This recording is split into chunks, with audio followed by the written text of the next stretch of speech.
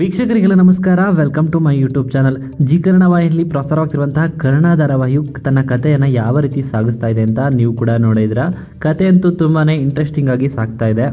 ಹಾಗೆಯೇ ಇವತ್ತಿನ ಸಂಚಿಕೆಯಲ್ಲಿ ಏನಾಗುತ್ತೆ ಅಂತ ನೋಡೋದಾದರೆ, ನಿತ್ಯ ಹಾಗೂ ನಿಧಿಯವರ ಅಜ್ಜಿಯವರ ಹುಟ್ಟುಹಬ್ಬದ ಸಂಭ್ರಮ ಮಾಡ್ತಾ ಇದ್ದಾರೆ ಅಂತಲೇ ಹೇಳ್ಬೋದು.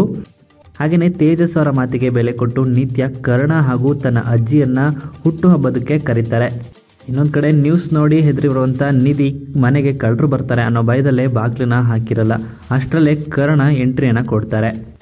ಕರ್ಣ ಅಂತ ಗೊತ್ತಿಲ್ಲದೆ ಕರ್ಣನ ಮೇಲೆ ಬೆಡ್ಶೀಟ್ ಹೊಚ್ಚಿ ಕಳ್ಳ ಬಂದಿದ್ದಾನೆ ಬನ್ನಿ ಬನ್ನಿ ಅಂತ ದೊಡ್ಡ ರಂಪಾಟವನ್ನೇ ಮಾಡ್ತಾರೆ ನಿಧಿ. ಇಲ್ಲಿ ಸ್ವಲ್ಪ ಇರು ಅಂತ ಹೇಳಿ ಆ ಬೆಡ್ಶೀಟ್ನ ತೆಗೆದು ನೋಡ್ತಾರೆ ನಿತ್ಯ. ಯಾರು ಅಂತ ನೋಡಿದ್ರೆ ಕರ್ಣ ಆಗಿರ್ತಾರೆ. ಇದನ್ನು ನೋಡಿ ಶಾಕ್ ಆಗ್ತಾರೆ ಮನೆಯವರೆಲ್ಲರೂ ಅಂತಲೇ ಹೇಳ್ಬೋದು. ಹಾಗೆಯೇ ಸಾರಿ ಸರ್ ತಪ್ಪಾಯಿತು ಅಂತ ನಿಧಿ ಕೂಡ ಸಾರಿನ ಕೇಳ್ತಾರೆ ಕರ್ಣ ಸರ್ಗೆ.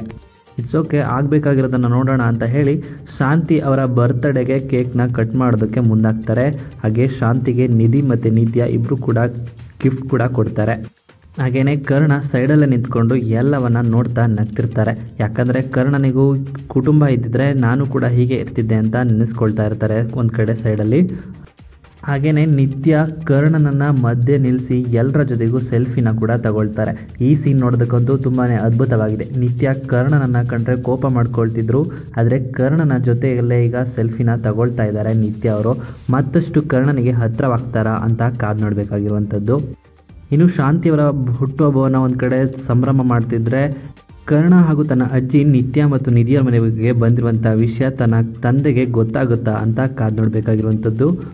ಇನ್ನು ಗೊತ್ತಾದರೆ ಏನೆಲ್ಲ ಆಗುತ್ತೆ ಅಂತ ಎಪಿಸೋಡ್ನಲ್ಲೇ ಕಾದು ನೋಡಬೇಕಾಗಿರುವಂಥದ್ದು. ಹಾಗೆಯೇ ಈ ವಿಡಿಯೋ ನಿಮ್ಗೆ ಇಷ್ಟ ಆಯಿತು ಅಂದರೆ ವಿಡಿಯೋಗೆ ಲೈಕ್ ಮಾಡಿ. ಕರ್ಣ ಧಾರಾವಾಹಿಯ ಇನ್ನಷ್ಟು ಹೆಚ್ಚಿನ ವಿಡಿಯೋಗಳಿಗಾಗಿ ನಮ್ಮ ಚಾನಲ್ಗೆ ಸಬ್ಸ್ಕ್ರೈಬ್ ಮಾಡಿ. ಕರ್ಣ ಧಾರಾವಾಹಿಯಲ್ಲಿ ಕರ್ಣನಿಗೆ ನಿತ್ಯ ಅಥವಾ ನಿಧಿ ಇಬ್ಬರಲ್ಲಿ ಯಾರು ನಿಮ್ಮ ಪ್ರಕಾರ ಜೋಡಿ ಆಗ್ತಾರೆ ಅಂತ ನಿಮ್ಮ ಅನಿಸಿಕೆಯನ್ನು ಕಮೆಂಟ್ ಮೂಲಕ ಕಮೆಂಟ್ ಮಾಡಿ ತಿಳಿಸಿ.